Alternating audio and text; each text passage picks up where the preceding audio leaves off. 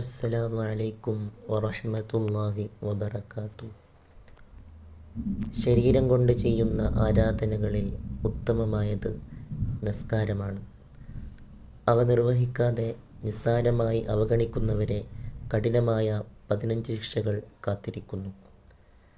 ഭൂമിയിൽ 6 എണ്ണവും, ഖബറിൽ വെച്ച് 3 എണ്ണവും, മരണസമയത്ത് 3 എണ്ണവും, ഖിയാമത്ത് നാളിൽ 3 എണ്ണവുമാണ് ശിക്ഷകൾ. ഭൂമിയിൽ നിന്നുള്ള 6 എണ്ണം ആയുസ്സിൽ നിന്നും ബറക്കത്ത് എടുത്തു കളയപ്പെടും. മുഖത്ത് നിന്ന് സജ്ജനങ്ങളുടെ അടയാളം നീക്കും. പ്രവർത്തനങ്ങൾക്കൊന്നും പ്രതിഫലം ലഭിക്കില്ല. പ്രാർത്ഥന ആകാശത്തേക്ക് ഉയർത്തപ്പെടില്ല. ദുനിയാവിൽ സകല സൃഷ്ടികളും വെറുക്കും. സ്വാലിഹീങ്ങളെ പ്രാർത്ഥനകളിൽ അവൻ ഉൾപ്പെടില്ല. ഖബറിൽ വെച്ചുള്ള 3 ശിക്ഷ. ഖബറിനെ അവൻ്റെ മേൽ അള്ളാഹു ഇടുക്കപ്പെടും.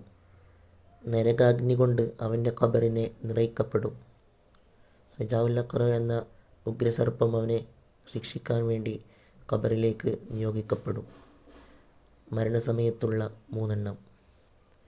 എന്തിനായിട്ടായിരിക്കും മരണം? വിശന്നു വലഞ്ഞവനായിട്ട് മരണപ്പെടും.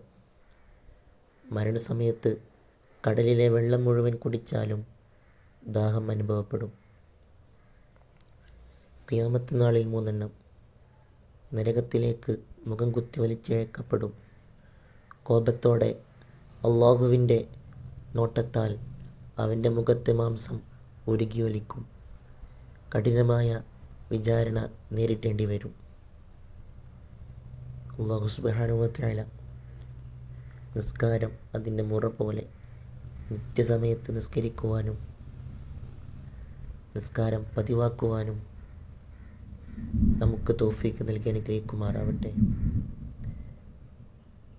ഖബർ ശിക്ഷയെ തൊട്ടും മരണസമയത്തുള്ള ബുദ്ധിമുട്ടുകളെ തൊട്ടും ഖിയാമത്ത് നാളിൻ്റെ ഭയാനകതകളെ തൊട്ടും എല്ലാ ബലാ മുസീബത്തിനെ തൊട്ടും അള്ളാഹു നമ്മേവരെയും കാത്തുരക്ഷിക്കുമാറാവട്ടെ.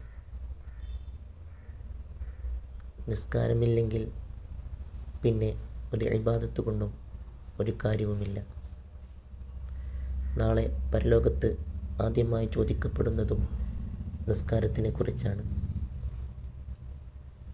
ബുദ്ധിയുള്ള ജീവനുള്ള ഏതൊരാൾക്കും നിസ്കാരം നിർബന്ധമാണ്. അല്ലാഹു സുബ്ഹാനഹു വ തആല നിസ്കാരം നിലനിർത്തണം എന്നാണ് പറഞ്ഞത്. നിസ്കരിക്കണമെന്ന് പറഞ്ഞിട്ടുണ്ടെങ്കിൽ നമ്മൾക്ക് തോന്നുന്ന സമയത്ത് നിസ്കരിച്ചാൽ മതിയാവും. പക്ഷേ നിസ്കാരം നിലനിർത്താനാണ് അല്ലാഹു സുബ്ഹാനഹു വ തആല നമ്മോട് കൽപ്പിച്ചത്. മുഹമ്മദ് മുസ്തഫ സല്ലല്ലാഹു അലൈഹി വസല്ലമ തങ്ങളുടെ അവസാന സമയത്ത് പോലും നിസ്കാരത്തിനെ കുറിച്ചാണ് നബി തങ്ങൾ ഓർത്ത് കരഞ്ഞത്. നിസ്കാരത്തെ സൂക്ഷിക്കണമെന്ന് അല്ലാഹുവിൻ്റെ ഹബീബ് നമ്മെ പഠിപ്പിച്ചു.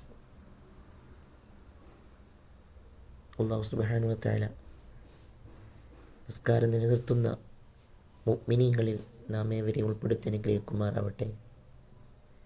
അസ്സലാമു അലൈക്കും വറഹ്മത്തുള്ളാഹി വബറകാതുഹു.